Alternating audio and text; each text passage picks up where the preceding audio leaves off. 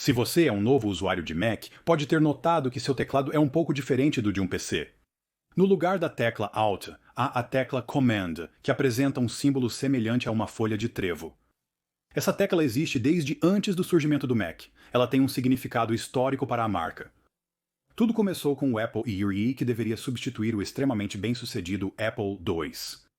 Steve Jobs liderou o desenvolvimento do produto, buscando uma experiência do usuário mais intuitiva. Lembre-se, isso foi antes do mouse e da interface gráfica. Ao invés disso, linhas de comando, que variavam conforme o programa, instruíam o computador sobre o que fazer.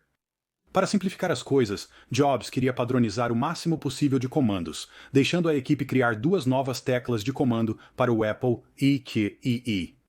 O primeiro logotipo da Apple era delineado e chamado de tecla Apple aberta.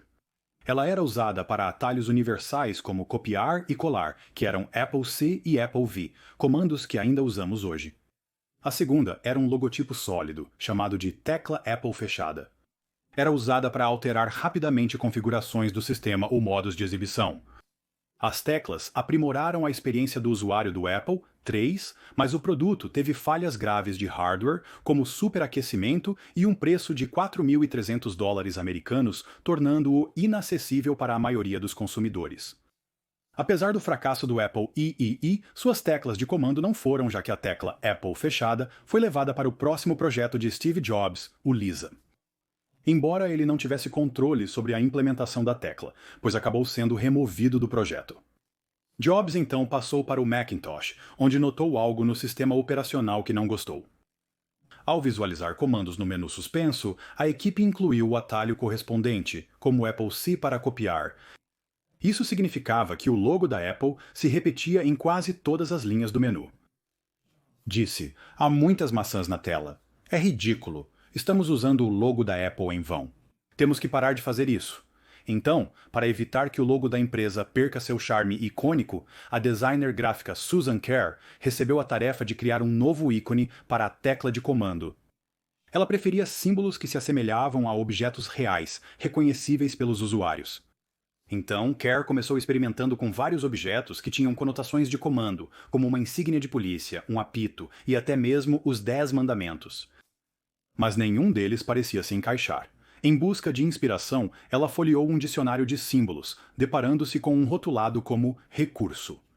O símbolo já era usado nos países nórdicos para indicar acampamentos ou lugares de interesse, embora Kare acreditasse que poderia ser visto como uma rodovia de trevo guiando os usuários ao seu destino. Então, ela apresentou para a equipe do Macintosh, que adorou, incluindo Jobs. Era um símbolo distintivo renderizável em resolução de 16 por 16 pixels. Foi adicionado ao Macintosh original em 1984 e está presente em todos os modelos desde então. Mas 2 anos depois, com a saída de Steve Jobs, a Apple enfrentou um problema. Eles estavam criando um novo teclado compatível com o Apple II e o novo Macintosh. Isso implicava ter uma tecla Apple e uma tecla de comando. Por sorte, eles tinham a mesma função, então a Apple juntou ambos os símbolos em uma tecla só. A Apple manteve a tecla de comando híbrida mesmo após o retorno de Steve Jobs à empresa, o que surpreendeu um pouco. Jobs não hesitou em reduzir a linha da Apple para apenas 4 computadores e permitiu que Jonathan Ive projetasse um teclado e mouse radicalmente novos para o iMac original, mas manteve a tecla de comando. Pensando bem, isso faz sentido. Sua reclamação original não era sobre ter logotipos da Apple no teclado, pois ele adicionou 2 com o Apple IIe, mas sim sobre ter muitos logotipos nos menus suspensos. Um problema já resolvido com o Macintosh original. Por anos, os teclados Mac tiveram uma tecla com o logotipo da Apple e o símbolo de comando. É por isso que você pode ouvir usuários mais antigos do Mac dizendo Apple C ou Apple V para copiar e colar, mesmo que tecnicamente seja Command C e V. Não foi até 2007 que a Apple finalmente removeu seu logotipo da tecla e adicionou a palavra comando em vez disso, tornando muito mais claro para os usuários o que realmente era o botão. E embora isso possa ter chateado alguns fãs hardcore da Apple, foi uma mudança necessária. Em meados e final dos anos 2000, as vendas de Mac decolaram, com a maioria dos clientes migrando de PCs. O propósito do sistema não estava claro para novos usuários, principalmente os vindos do Windows. Os teclados de PC têm uma tecla do Windows com seu logotipo que, quando pressionada, abre o menu Iniciar.